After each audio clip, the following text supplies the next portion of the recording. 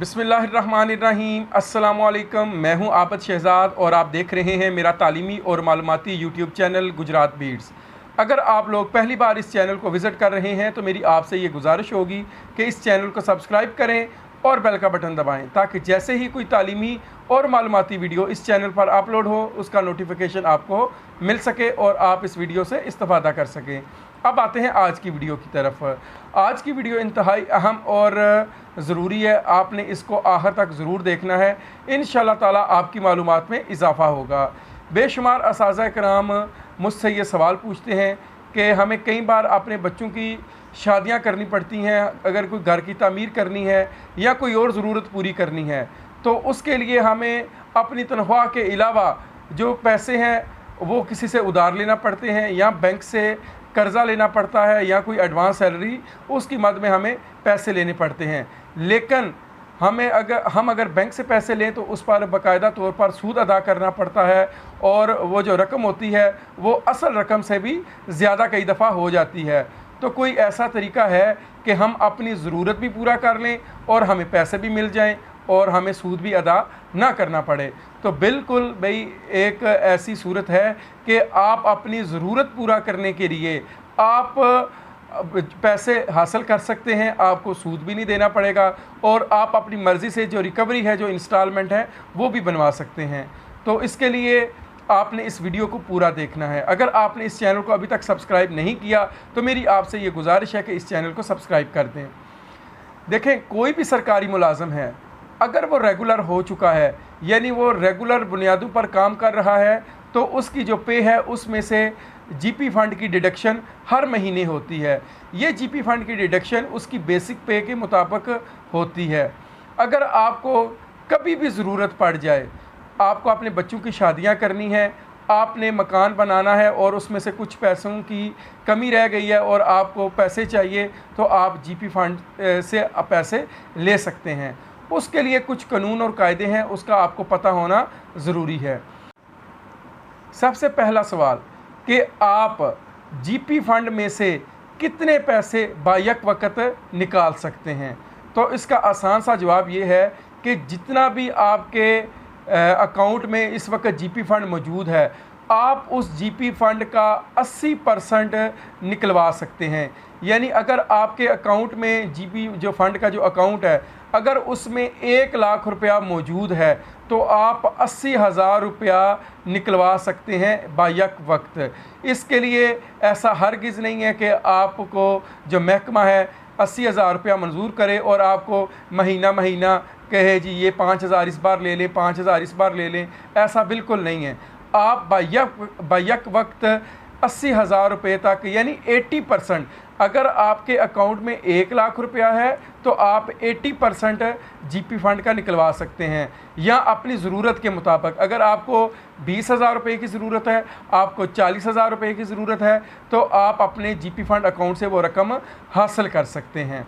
दूसरा सवाल ये उठता है कि अगर आप जीपी फ़ंड से जो रकम हासिल करेंगे क्या वो आपको वापस करनी पड़ेगी या नहीं? देखें, अगर आपकी उम्र 50 साल से ज़्यादा है तो आप जितना भी जीपी फ़ंड अपने अकाउंट से निकलवाएंगे आपको वापस करने की बिल्कुल ज़रूरत नहीं है। आप आराम से सुकून से उन पैसों को इस्तेमाल करें, अपनी ज़रूरत को पूरा करें, आपको पैसे वापस करने की बिल्कुल ज़रूरत नहीं है अगर आपकी उम्र 50 साल से ज़्यादा है।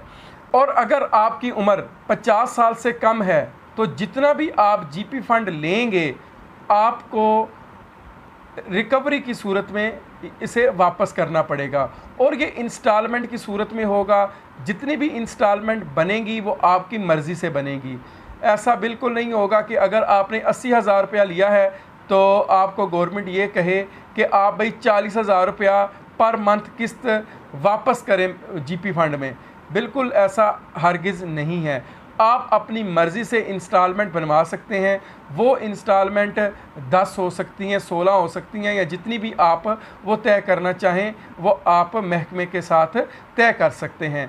तो इस तरह से ये होगा कि आप अपनी ज़रूरत भी पूरा कर लेंगे और साथ साथ हर महीने अपनी पे में से अगर आपने 2000 रुपये की किस्त बनवाई है या 3000 रुपये की किस्त बनवाई है तो वो आपकी पे में से 2000, 3000 या जितनी भी किस्त आपने बनवाई है उसकी डिडक्शन होती रहेगी, आपको पता भी नहीं चलेगा और आपकी ज़रूरत भी पूरी हो जाएगी और आपने जितना भी जीपी फ़ंड लिया होगा वो वापस महकमे को जमा भी होता रहेगा अगर आपकी उम्र 50 साल से कम है।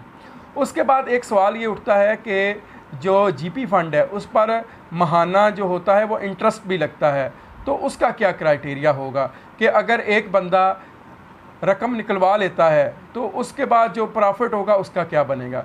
देखें, फ़र्ज़ करें आपके अकाउंट में 1 लाख रुपया जो जीपी फ़ंड था वो मौजूद था, आपने 80% निकलवा लिया तो पीछे रह गया 20,000, यानी लाख का 80% 80,000 होता था वो आपने ले लिया, अब पीछे 20,000 रह गया।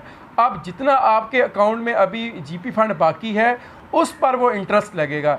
ऐसा नहीं होगा कि आप ये कहें जी वो अकाउंट लाख ही शो करे और लाख के ऊपर ही वो जो प्रॉफिट है वो लगता रहे, नहीं, जो आपके अकाउंट में मौजूद होगा उसी पर वो इंटरेस्ट लगेगा।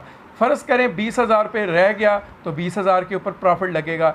अगले महीने आपने गवर्नमेंट को एक किस्त वापस की, यानी 2000 की अगर आपने किस्त रखी हुई है, बनाई हुई है गवर्नमेंट के साथ, तो आपने वो वापस की, यानी आपकी पे में से डिडक्ट हुई, तो अब पहले 20,000 था, अब जो क्या हो गया वो 2000 मज़ीद उसमें ऐड हो गया और अब ये 22,000 हो गया। और उसके अलावा महीने के अलावा जो आपका जो जीपी फ़ंड है वो पता है एक तो 73 से कटता जाएगा, एक वो जो किस्त है जो आपने वापस करनी है वो शामिल हो जाएगी, यानी अगर पहले 20,000 था फिर 2000 आपने किस्त वापस की तो ये 22,000 हो गया और महीने का जो वैसे जो कट रहा होता है वो भी शामिल हो गया। तो अब जो प्रॉफिट होगा वो जितना भी आपके अकाउंट में उस वक्त मौजूद होगा जीपी फ़ंड उस पर लगेगा, जो आप विदड्रा करा चुके हैं वो इसमें शामिल नहीं होगा।